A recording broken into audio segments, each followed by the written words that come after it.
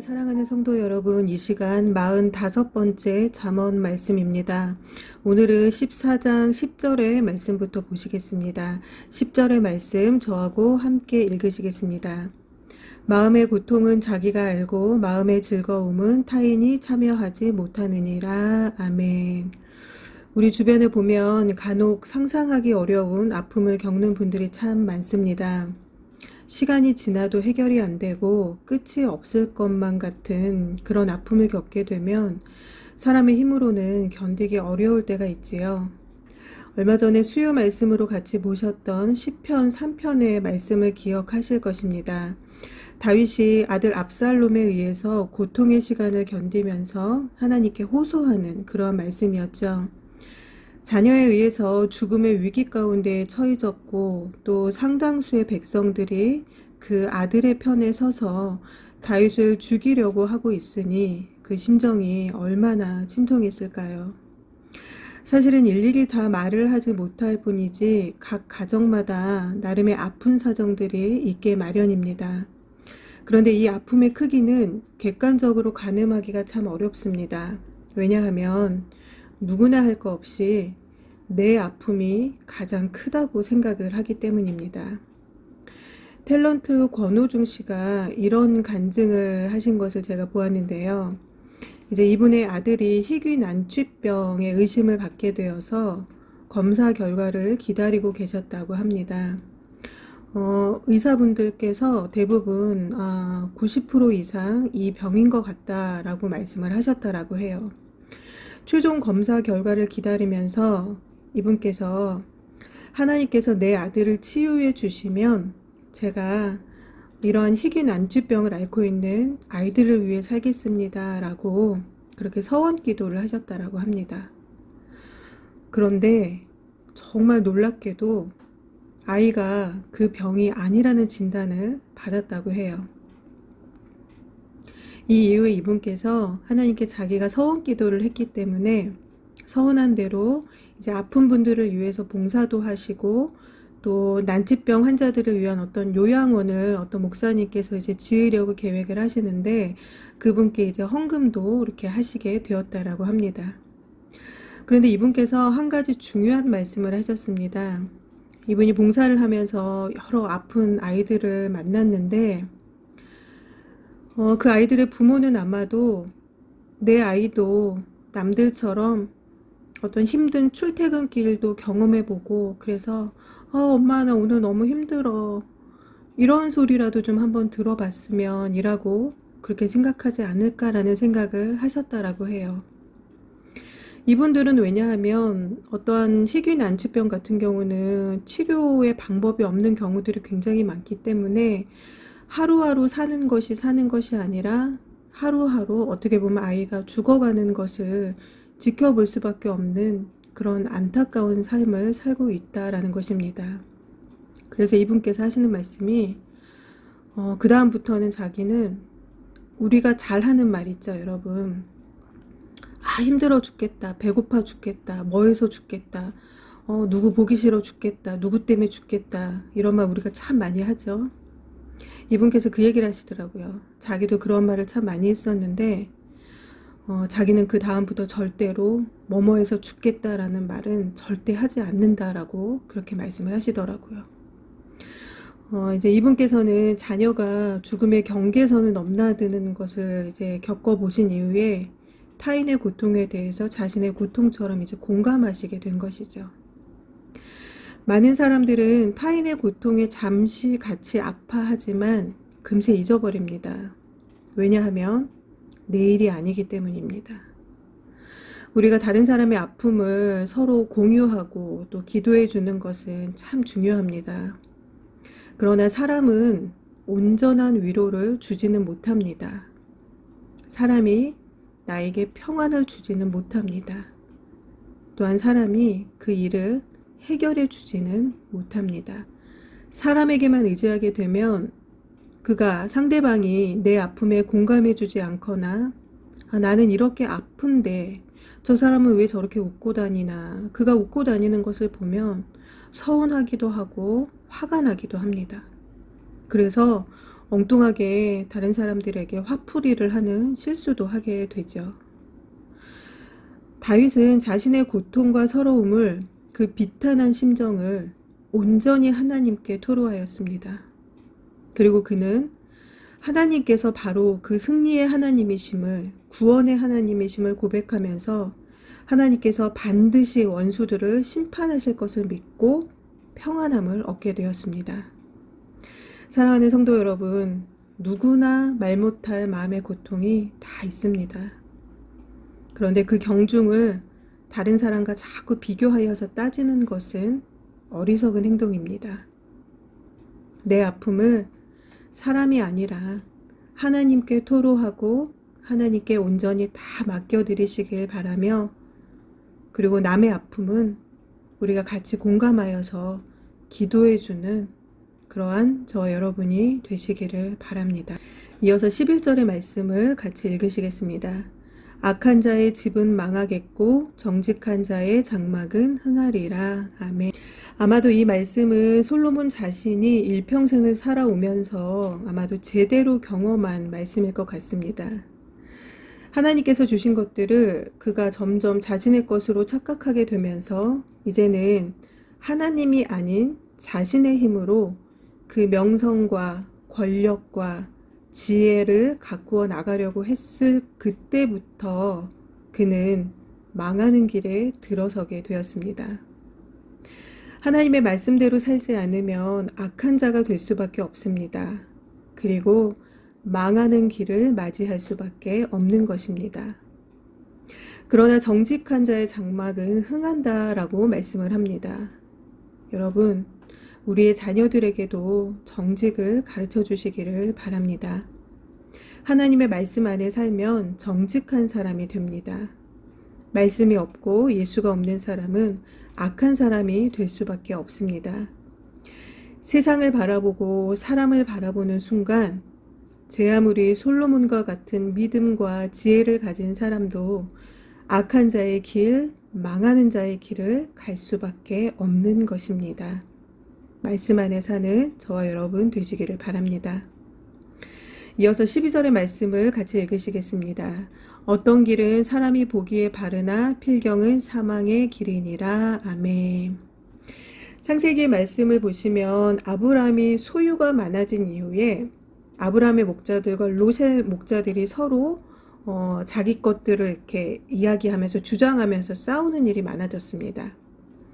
아브라함은 롯에게 우리가 이제 나누어서 살아야 하는 것이 좋겠다라고 이야기하면서 롯에게 어디에서 살고 싶은지 먼저 선택할 수 있도록 기회를 주었습니다. 롯은 자신의 눈에 보기에 아주 좋은 소돔과 고모라 땅을 선택을 했습니다. 롯이 보기에 그 땅은 아주 화려하고 재밌을 것 같고 보기에 아주 좋은 곳이었습니다. 우리는 삶에서 수많은 선택을 합니다.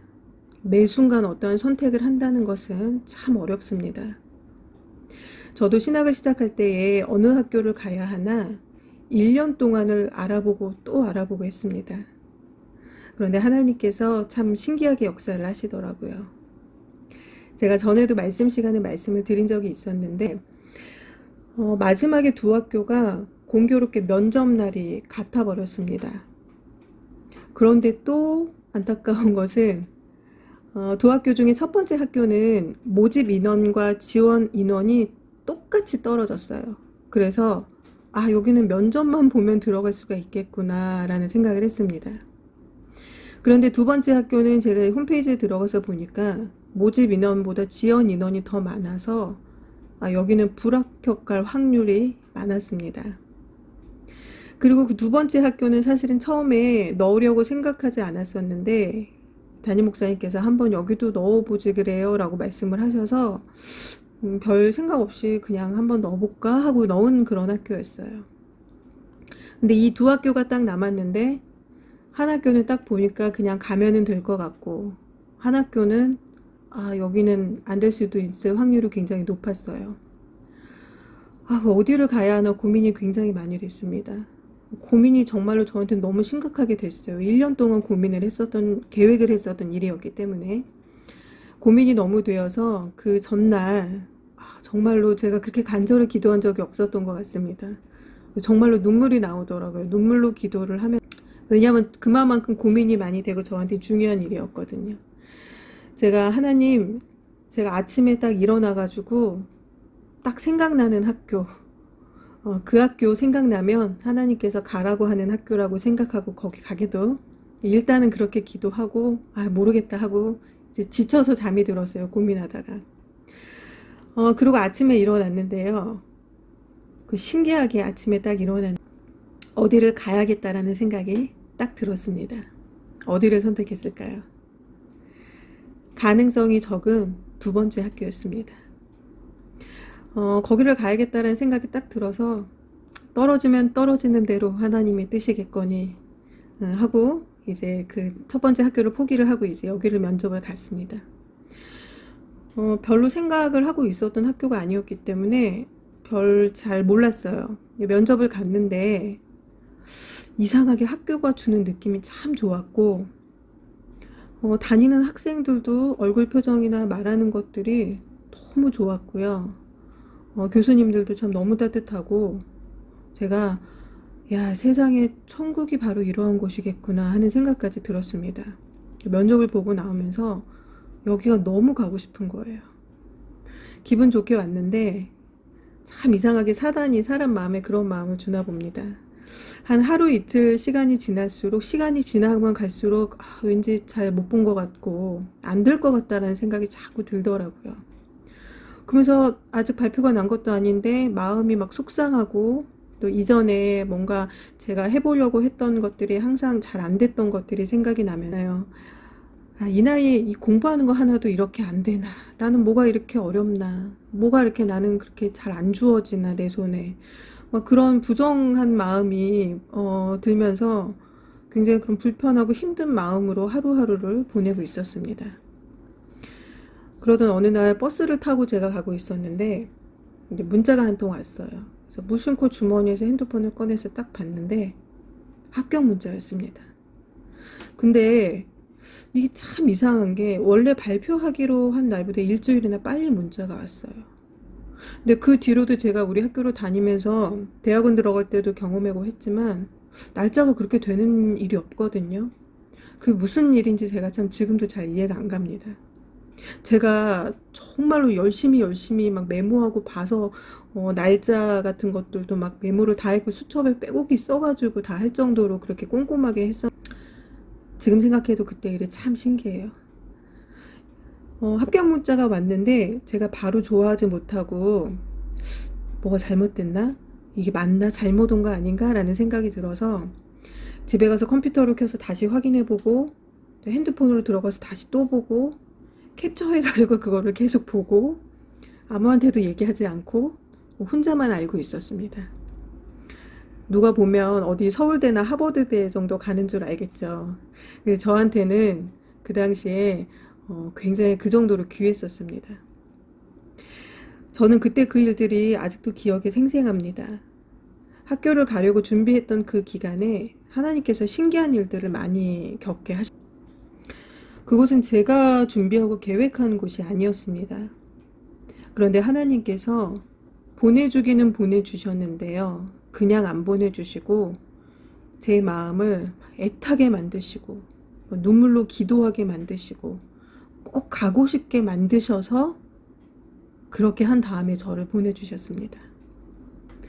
그래서 저는 그 학교를요 너무 재밌게 다녔습니다. 그러니까 사람들하고 막 놀고 어울리면서 재밌게 다니는 것이 아니라 그냥 아침마다 제가 그 학교 강의실에 앉아서 말씀을 배우고 있다는 것이 너무 신기하고 또 학교에 가면 저희는 매일 예배가 있었거든요. 학교에서 드리는 또 예배도 너무 좋고 신기하고 꿈만 같고 저는 그것이 너무 신나고 행복했습니다.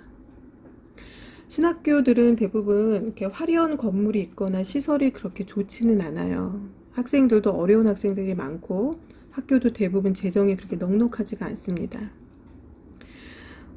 그런데 제가 다니는 학교는 특히 더 어떤 돈을 뭐 학교 건물을 가꾸거나 그러는데 쓰지 않았어요. 그런 것도 저는 참 좋았고 학생 모집이 어려워도 막 돈 들여서 현수막이나 라디오 광고나 그런 것들을 절대 하지 않았고, 늘 교수님들께서 기도해서 학생들을 모집을 하고, 또 학생들 다니는 학생들에게 어떻게든지 등록금을 제로로 만들어 주려고 노력하고 도와주는 것들, 그런 학교가 가진 정신들이 참 좋았고, 그런 학교를 하나님께서 보내주셔서 저는 너무나도 감사했습니다. 그런데 반면에 공부를 하면서 보니까 저와 같지 않은 사람들도 꽤 많더라고요. 늘 불만이 많은 사람들도 참 많았습니다. 그러한 사람들을 보면서 저는 저렇게 불만이 많아서 참 불행하겠다라는 생각이 들었어요. 저는 다 좋고 행복했거든요. 롯은 자신의 눈에 보기에는 좋은 길을 선택했지만 그 길은 죽음의 길이었습니다. 그는 자신이 선택하지 않은 길을 선택함. 그 아브라함의 기도로 결국 그는 죽음에서 생명을 얻게 되었습니다. 어떤 목사님이 이러한 말씀을 하셨습니다. 눈에 보기에 옳은 것과 실제로 옳은 것은 다르다라고요.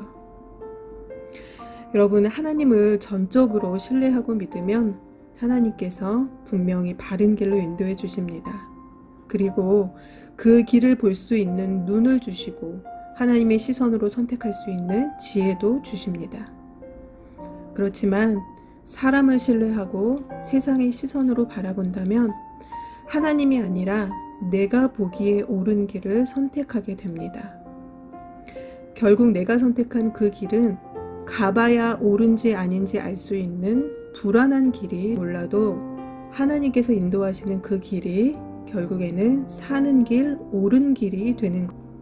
오늘 하나님께서 저와 여러분에게 주신 이 잠언의 말씀이 우리의 삶을 바른 길로 인도하는 지혜의 말씀인 것을 분명히 믿으시는 저와 여러분 모두가 되시기를 바랍니다. 오늘 주신 말씀을 마지막으로 저와 함께 같이 다시 한번 읽으신 후에 오늘 주신 말씀으로 이 시간 다 함께 기도하시겠습니다. 마음의 고통은 자기가 알고 마음의 즐거움은 타인이 참여하지 못하느니라. 악한 자의 집은 망하겠고 정직한 자의 장막은 흥하리라. 어떤 길은 사람이 보기에 바르나 필경은 사망의 길이니라. 아멘. 다 함께 기도하시겠습니다.